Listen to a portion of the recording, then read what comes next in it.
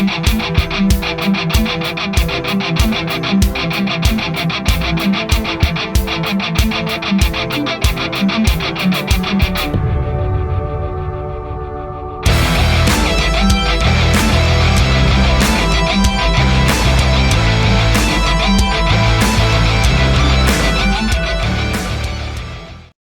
welcome back to the fourth episode of Detroit Mayhem Sports Talk with Marty and Mac.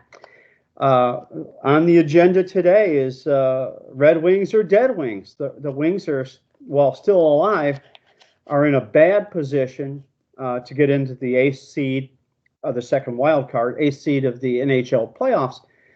When at one point, Marty, they had a 9-point cushion. And then they went on a 5 and 12 and 3. So they've only gotten 8 points in their last 20 games. That's wholly unacceptable. Before I get into one of my major issues with this team, I'd like to ask you, what do you think are their chances? They've got a game in Toronto, which I don't expect them to win because the Maple Leafs are a 100-point team and better than the Wings.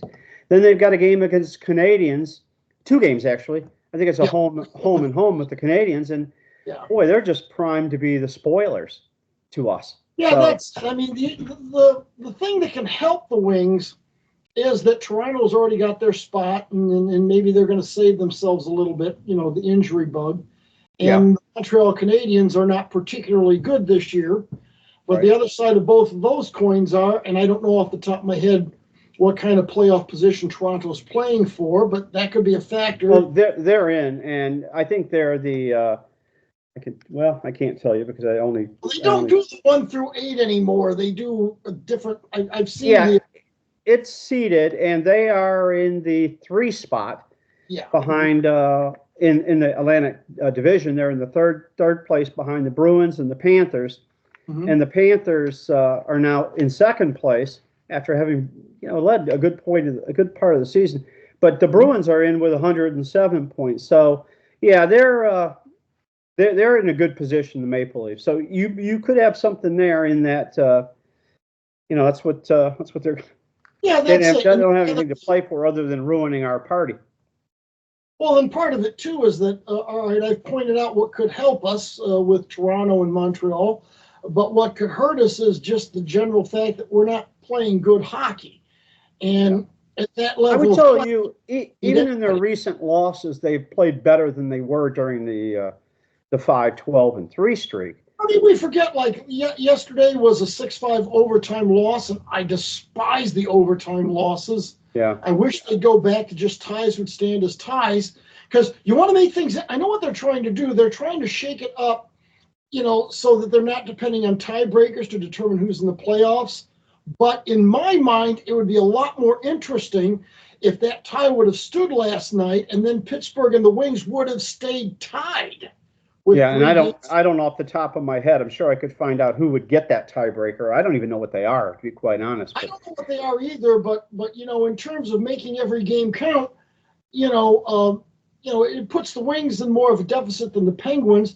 But of course, I'm very, very old school with the NHL. Well, in general, but with the NHL, I don't mind letting ties stand. What in the world is wrong with letting ties stand? I don't even like all the wild cards, which of course would take the Wings way out of this to begin with. But the plain fact is, in any sport, if you're going to have a playoff scenario, what you need to do is, if you're going to do the top 8 or even the top 16, then it should be 1 versus 8 or 1 versus 16.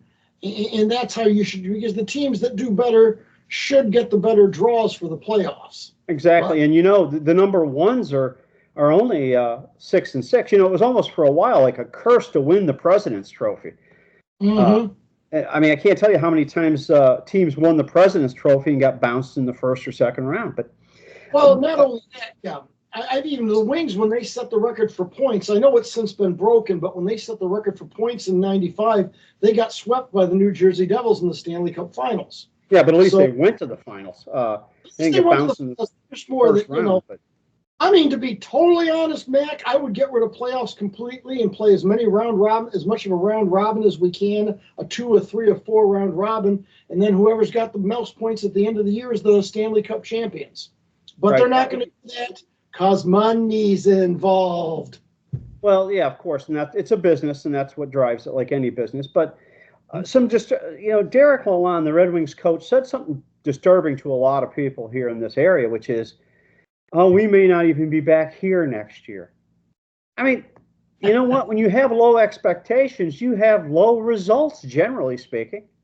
That's true, but if I could tweak Lions fans just a little bit, Dan Campbell said the same thing after the San Francisco loss. It's very hard. Big difference here, though. We're talking about getting to the NFC Championship game, and historically, he is correct. It is hard, very hard to get back. Now, you got to have some things go in your favor, and the Lions did. Yeah. But the golden ring was here, and the lion hand, or in this case, paw, was right here. The Wings aren't anywhere in that arena. So I think there's a big difference between saying, well, we may not get back to the championship game, and that's coming from great disappointment, I'm sure, when he said that. But this guy's not even talking about making the 8th seed in the playoffs. Yeah. Well, and now to walk this all the way back, like our friend Jen Psaki used to say, your original question, correct me if I'm wrong, was did I think the Wings would make the playoffs? No. Yeah. I agree too, because it's in some way for fans it's a method of insanity. They keep doing the same thing, and we keep expecting something different. Yeah. So let's go on to a team here that has done something different, and that's the Detroit Tigers. They stand at 7-4 after their brief 3-game losing streak, and let's admit, I think the Pirates handed them a game. After dominating them for 17 innings or so, they just went ahead and started playing little league ball, throwing the ball all over the ballpark. Well, the Wings, the Tigers, those were some soft hits too in the 9th inning of that game, which that's going to happen. That happens to you, happens for you.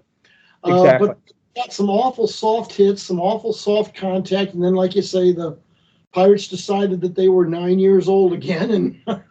It so it was a gift. And their closer Bedard has not been good. He'd already blown. That was his 3rd blown save. So they're cold breaks, and they happen. They go for you and against you sometimes. But we'll go back to something that, like Lalonde said, Scott Harris comes out and they ask him, "What are the expectations?" And he says, "We don't really deserve to expect to win the division." Now, you had commented in a previous video you did expect them to win it. Yes. Here's where I could back you there. They finished in 2nd. Mm-hmm. They're maybe not as good as the Twins, but they're not very far off. No. Now the question becomes, are they as good as the Guardians and maybe the Royals? Yeah. Well, the Royals, we expect to beat the Pirates today. That's the end of our expectation.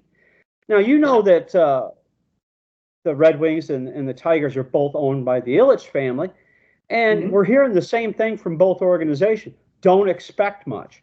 And my big issue, first off, I think that's a loser's attitude.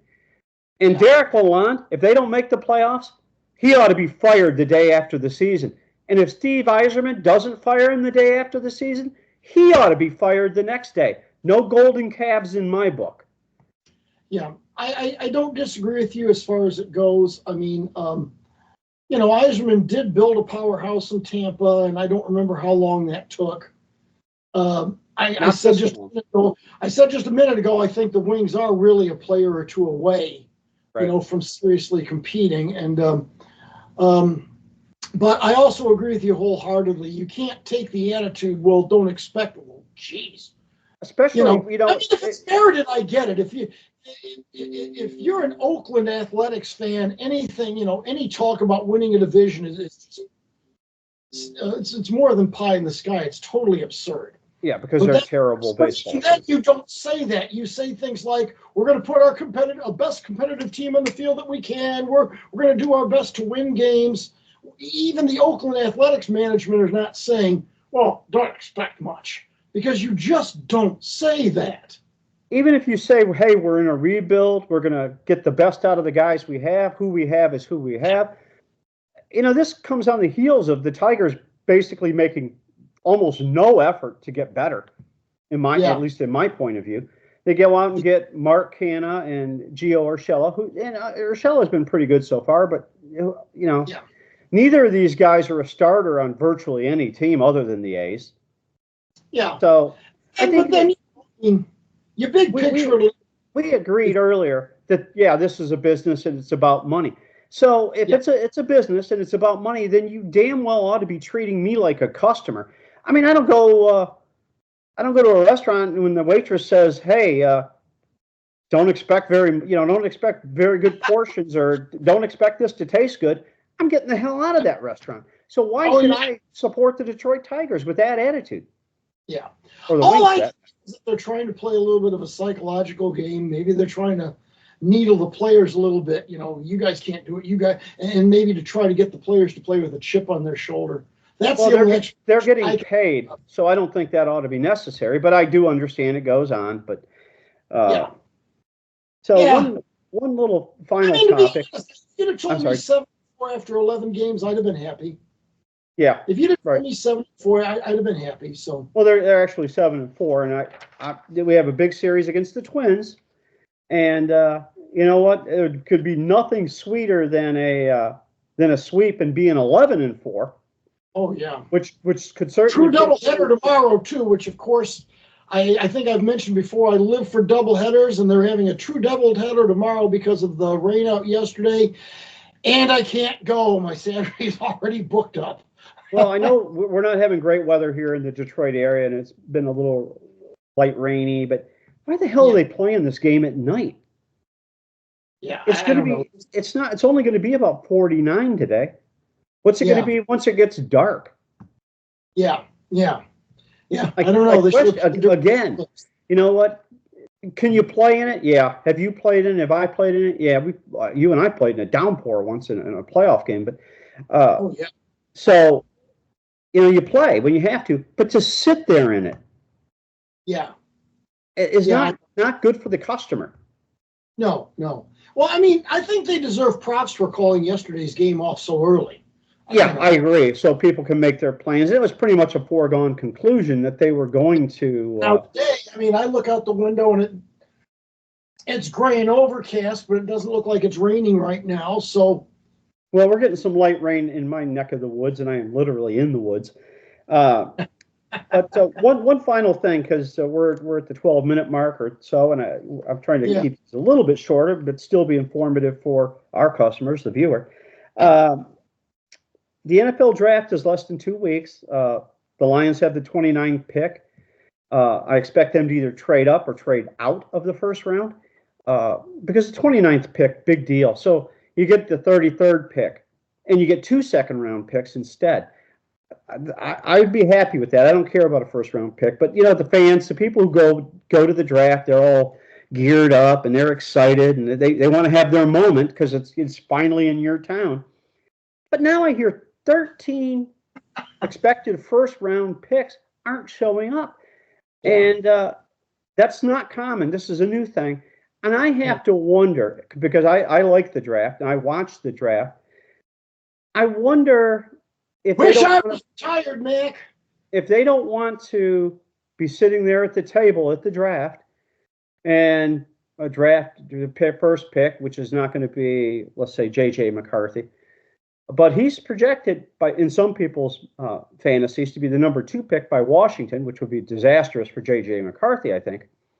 But does J.J. McCarthy want to sit there and pick after pick after pick go by and he's not selected? I've seen this happen to other Johnny Manziel was the last time I remember it, and the guy looked heartbroken, and it was tough to watch. Yeah. Well, I mean, I can't comment too much on that because I've never paid much attention, and I'm not singling out football, any draft. I don't get excited about it. I don't, it's not particularly earth-shattering, and I don't mean to say it is for you either. It's just something you like to do, cool. Right. But it's entertainment.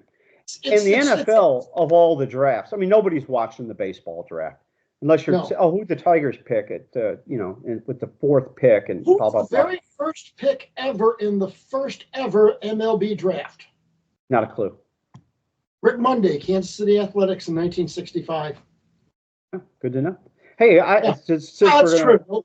since we're gonna have the trivia fact, did you know that Willie Horton was when he was drafted by the Tigers or signed by the Tigers? I don't know if he was drafted or not, to be quite honest. But when he came to be a Tiger, he was a catcher. Now, I did not know that. He was a high school catcher, and I got a picture here I'll throw up. And yeah, they switched him to an outfielder because they had Bill Freehan in the system. Yeah, yeah.